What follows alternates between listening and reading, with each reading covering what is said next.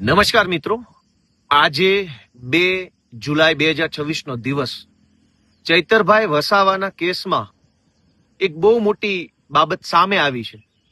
જ્યારે ચૈતરભાઈને જેલમાં પૂર્યા ત્યારના એ દિવસે જે દિવસે ચુકાદો આવ્યો એ દિવસનું જો મારું મીડિયાનું નિવેદન સાંભળ્યું હોય તો એમાં હું બોલ્યો છું કે સરકારી પોલીસ, સરકારી ફરિયાદી, સરકારી સાક્ષી, સરકારી વકીલ બધાએ ભેગા મળી અને ભાજપના ઈશારે નિર્દોષ લોકોને જેલમાં પુરાવાનું ષડયંત્ર કર્યું છે. આ નિવેદન મારું તે દિવસથી લઈ આજ દિવસ સુધીનું છે. હવે આ વિડીયો સાંભળો, બહુ એક રસપ્રદ બાબત સામે આવી છે. આ સાંભળો.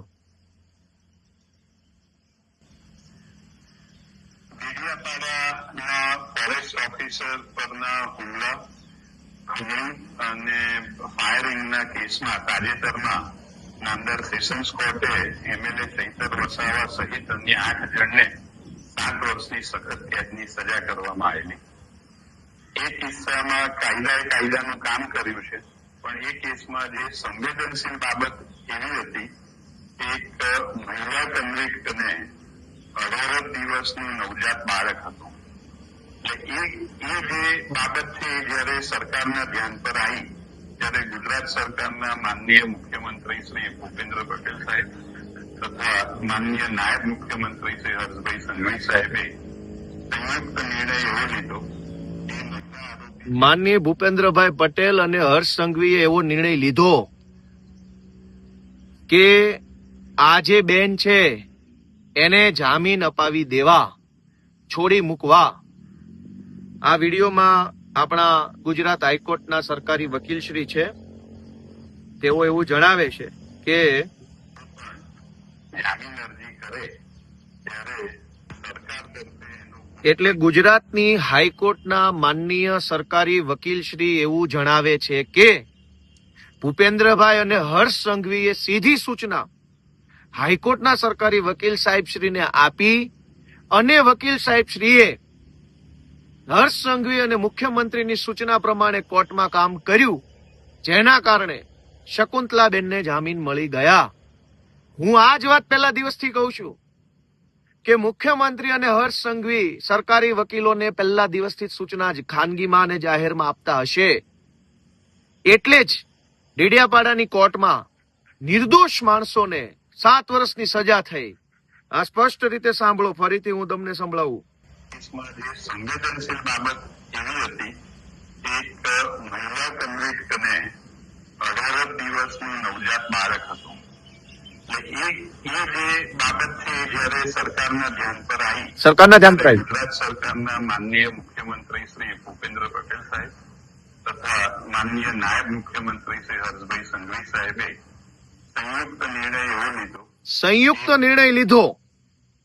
હર્ષ સંઘવી અને ભૂપેન્દ્ર પટેલે સંયુક્ત નિર્ણય લીધો કે ચૈતર વસાવાને ખોટા કેસમાં 7 વર્ષની સજા પાડી આદિવાસી સમાજને જાગૃત કરે છે એ કામ રોકવાનું છે. આ ખેલ આજે ખુલ્લો પડી ગયો. હાઈકોર્ટના માનનીય સરકારી વકીલ શ્રી પોતે બોલે છે કે એને સરકારમાંથી સીધી સૂચના મળી અને કોની અધિકારીની નહીં, કાયદા વિભાગના આઈએએસ ની નહીં, કાયદા વિભાગના સચિવ, ઉપસચિવ, નાયબ સચિવ, મદદનીશ સચિવ વગેરેની નહીં, સીધી ગૃહમંત્રી હર્ષ સંઘવી અને ભૂપેન્દ્ર પટેલની સીધી સૂચના મળી. તો એનો અર્થ એમ થયો કે આખા કેસની અંદર સીધી સૂચના ત્યાં બેઠેલા 2 માણસોએ આપી છે, ચૈતર વસાવાને જેલમાં પૂરવાની. અને હવે એવું કહેવામાં આવે છે કે માનવતાનો સંવેદનશીલ અભિગમ રાખ્યો. ભાઈ, ડેડિયાપાડાના કેસમાં રાજપીપળાની સેશન્સ કોર્ટમાં પણ સરકારી વકીલ હતા જ. તો રાજપીપળાની સરકારી વકીલ જે કોર્ટમાં સરકારી વકીલ છે એને મુખ્યમંત્રી અને ગૃહમંત્રીએ કેમ માનવતાનો સંદેશ ન આપ્યો? ત્યાં તો સરકારી વકીલે જે કાંઈ દલીલો કરવાની હતી એ કરી, ખોટી સજા પડાવડાવી. અને હવે મુખ્યમંત્રી સંવેદનશીલ થઈ ગયા, ગૃહમંત્રી માનવતાનો અભિગમ દાખવતા થઈ ગયા. શું કામ?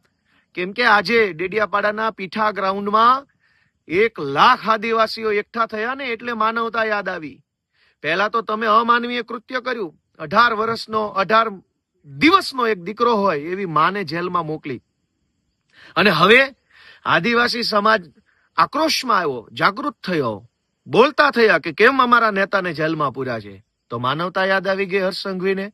અને માનવતા યાદ આવી જ છે તો માત્ર એક બેન પૂરતી કેમ, એ બધાય નિર્દોષ જ છે.